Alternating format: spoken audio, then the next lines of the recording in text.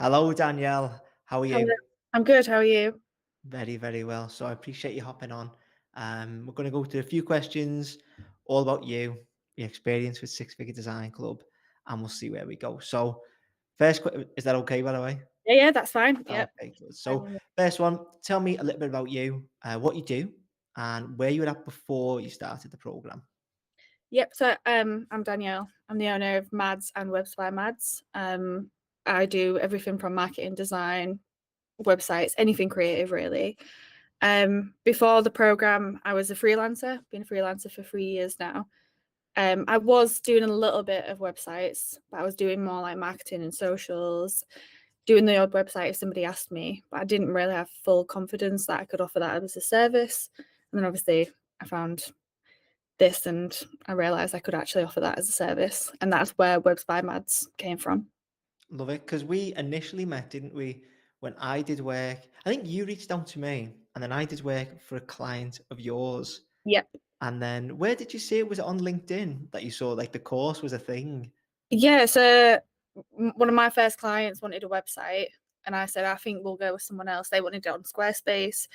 I initially had to go on Squarespace and I was like, I don't really like this. I'm not a big fan of it. So I put it on LinkedIn that we were looking for someone. You reached out. And then I just have been seeing your content and I was getting a little bit sick of existing clients for social media, something that I didn't want to do for the rest of my life. And I was like, I really want to get into web design, was designing a few websites for myself and friends and stuff. And then I just kept seeing your posts and I was like, I'm going to get in touch with Sam. Yeah. Love that. It's funny how it works, isn't it? Yeah, definitely. Yeah. Yeah, because I think that was about 3.5 years ago. Yeah, it was ages ago. It was for like a 2021 event or something, I'm sure. Love I think it was one of my first ever like projects doing freelance. Was it? Yeah. Uh, Oh, I didn't know that. yeah, and I still work with the team now. Yeah. But yeah, I tried to do a little bit of Squarespace and I was like, no, I think we need a professional. So Right. How the tables have turned. yeah, definitely. Brilliant. So, I mean, it kind of answers this question, but I'm going to ask it anyway. Why did you sign up in the first place? Like, what tipped you over the edge? I think for all of last year, the start of all of last year, I was trying to look at my services and deciding if it's something I want to do, carry on with social media design. I felt like I'd marketed myself as a marketer, designer, social media, and I was always thinking I want to do a bit more web design, but I don't know how I'm going to put that into my service.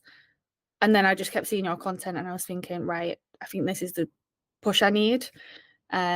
Sometimes you just need someone else to say you can actually do it. Yeah, Yeah, 100%. I think your your approach is unique, isn't it? Like I often tell people, don't try and do all things at once. So don't try and do social media marketing. Don't try and do design. Don't try and do this. Just do Squarespace. But you took what I said and you've kind of, I don't know, carved your own niche, I guess. So would you mind going through how you set it up? Because I find this really interesting. Like I'm not some dictator who says, do this and you can only do this. Because you've gone, I would say quite differently.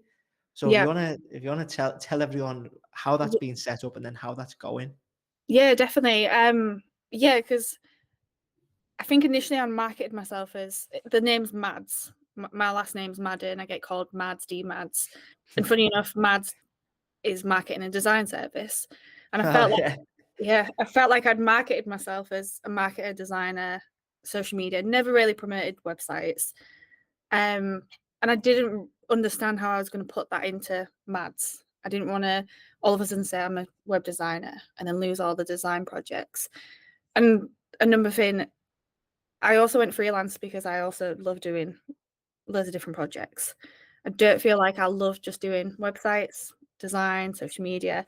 So I want to keep a few of them clients. So that's why I had the idea of expanding the business into Webs by Mads. And I guess for some people that could have been quite tough, but I've kind of just treated them as two separate businesses. They're completely different marketed people. Mads is kind of more local, and Webs by Mad is worldwide. Um, Ah, yeah, and I just treat them as I've got a signer. They've both got their own different project management, um, like platform thing. And I just treat them as two different businesses. That's really interesting that because one thing that I would always think is how do you juggle like the so you're on social media. Do you have a separate business account for LinkedIn or do you have them both as as Mads as an overall and then do you let's say get someone in with webs by Mads and then you sell them onto other packages? Like how does that whole we're going off on a tangent, but And I'm it's, very interested how and you've it's got this fine. working. Yeah, so on LinkedIn, they both got their own business page. I've got my personal brand. So what I do is I share everything that's gone on either Mads or Webs by Mads. In terms of if a client comes on, at the moment, just because accounting services, everything goes through Mads. Webs by Mads is just an extending of the brand, really. But it's kind of just an upsell. Some people will know me as Webs by Mads. Some people know me as Mads.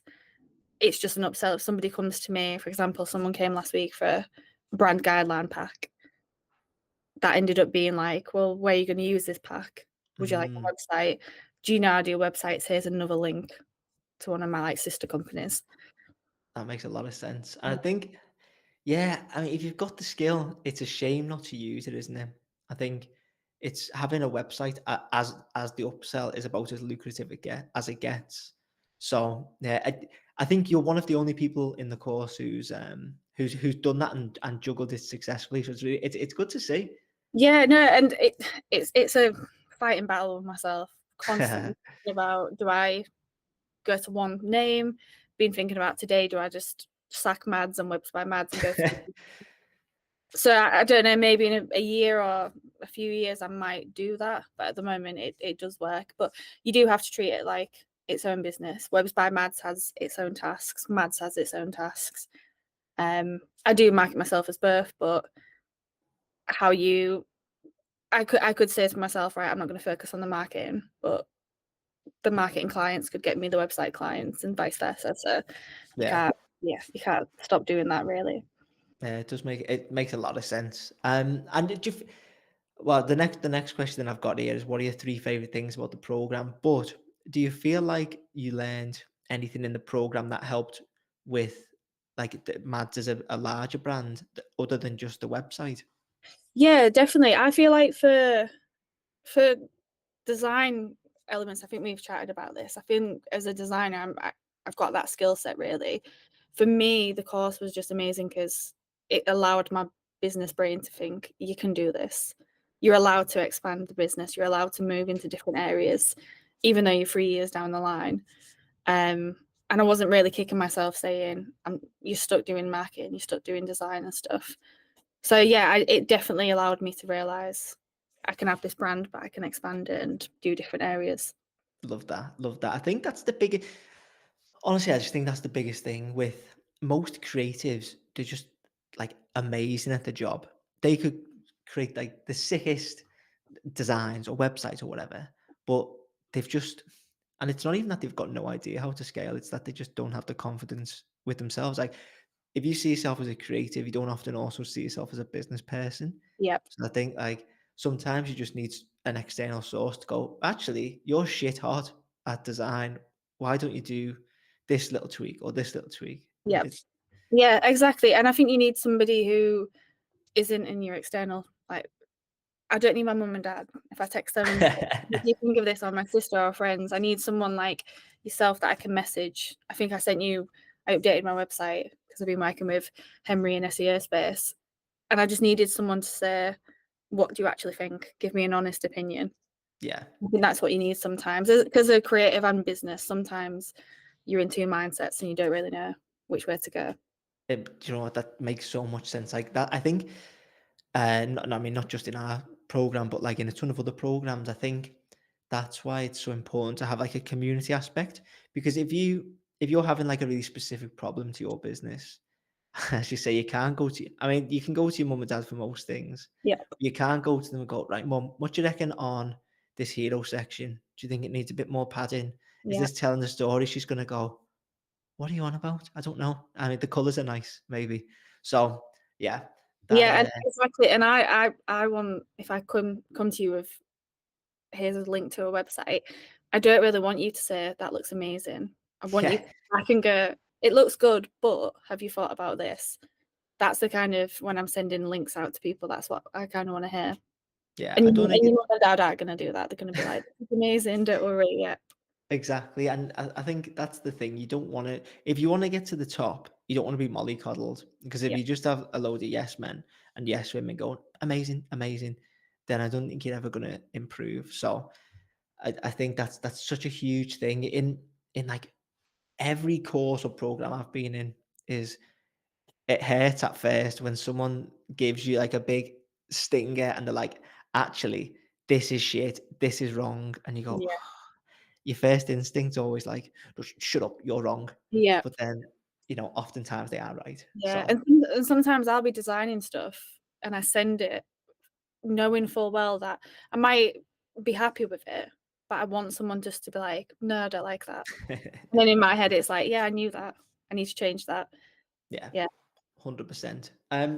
So I guess that covers the main favorite things. Now, on the other side, what were your main concerns, that, let's say, either would have you bought, so would have prevented you from buying, or what were your main concerns before you bought? Like, is this fella a scammer? yeah. Does he know what he's on about? Is there anything like that that crossed your mind? No, not really. I think because obviously we've worked together in the Yeah, past, that makes sense. kind of, yeah, kind of knew each other from there. But no, I had no really concerns really. I think it was the right time. I just saw it and I kept seeing it and I think I saw it one Sunday and I think I messaged you. And I was like, yeah, this is the time now. So now I had no concern. I don't really have a lot of concern or think about stuff like that. I just think, what's the worst that can happen? I might as well do it. Sod it. Yeah, Yeah, love let's that. just do it. I think, well, I was thinking about this the other day, and I feel like the most successful people that I work with or that I see, they've got no problem pulling the trigger with any form of investment. So, like, this is a stupid example, but I just bought a pegboard to go above the desk here. Yeah, I was like, what would make this a little bit better? Oh, if I had access to like hang up. So I've got like some bloody wires here. And I was like, I wonder if I could hang me wires. Would that give me an extra 1%? And I was like, okay, Amazon, 50 quid. Just go and get it. go and do it. Yeah. Yeah. And Well, it's, no, I've seen the whiteboard, and hang on. I've got a little one near my desk, but I'm thinking, There it is. Got yeah, all the notes ready to go. yeah, I'm already thinking about getting a Oh, bigger. you've got him. You've Yeah, got him. It's freestander, so you can ploy and plot. yeah, But stuff like that, I think it's a muscle that you've got to train, because there's one thing you'll know in the course is that I'll say, the decision that you make after like 20 minutes is probably the decision you'll make in 2 weeks.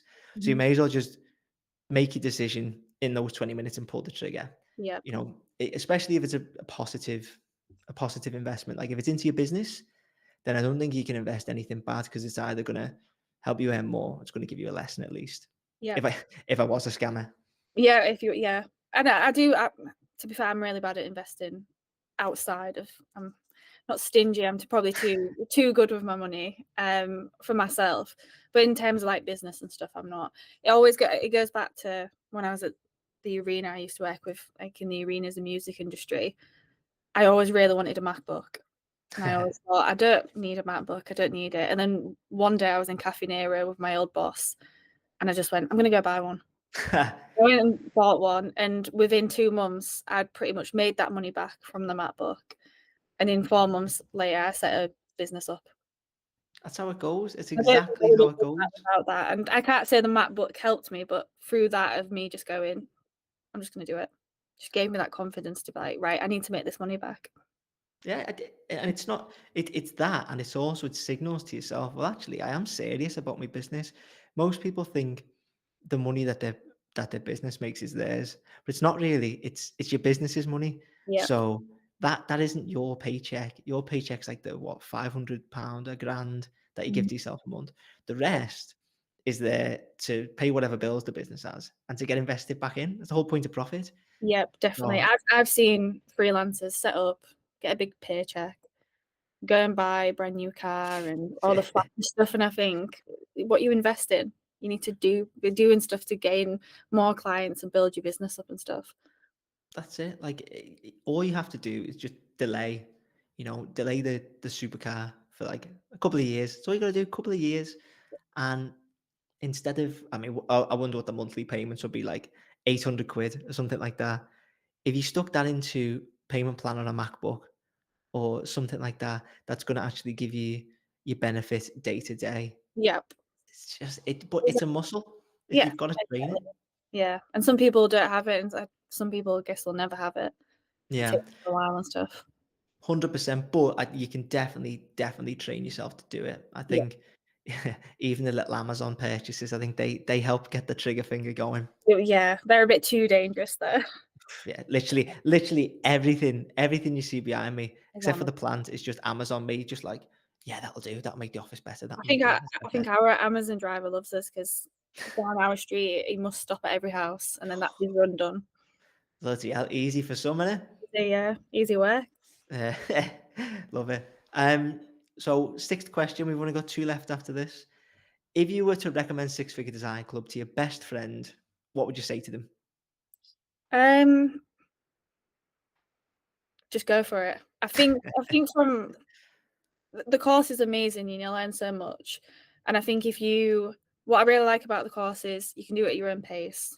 I'm not a big fan of courses where I have to log in 9 a.m. on a Friday and work through it and stuff. And I'm already busy. I've got clients. I think I said to you before, I'd watched a lesson and I haven't ticked it off because I knew I needed to go back to that lesson.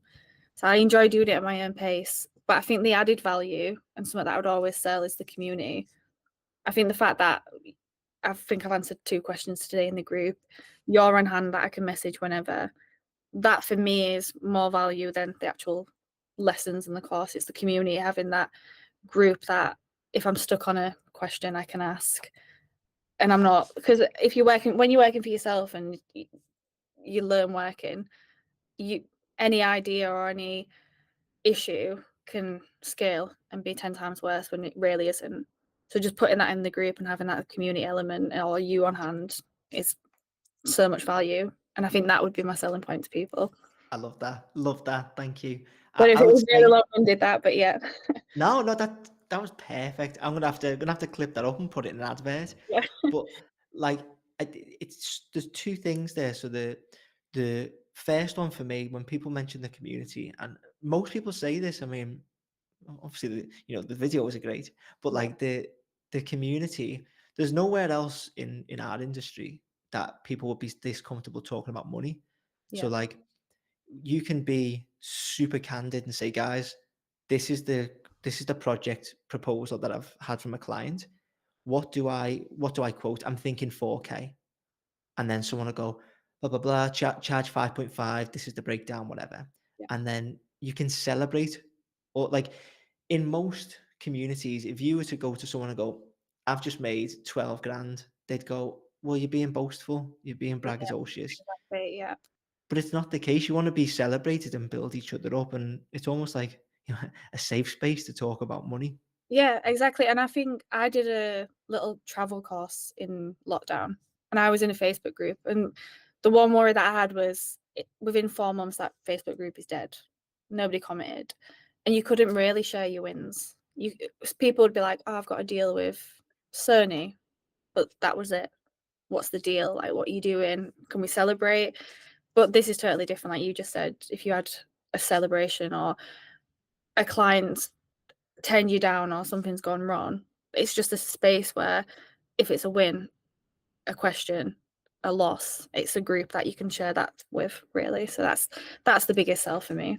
Yeah, I love that. Love that. You'll have to tell your best friends about it then. Yeah, we'll We've, do we've it. nailed the pitch.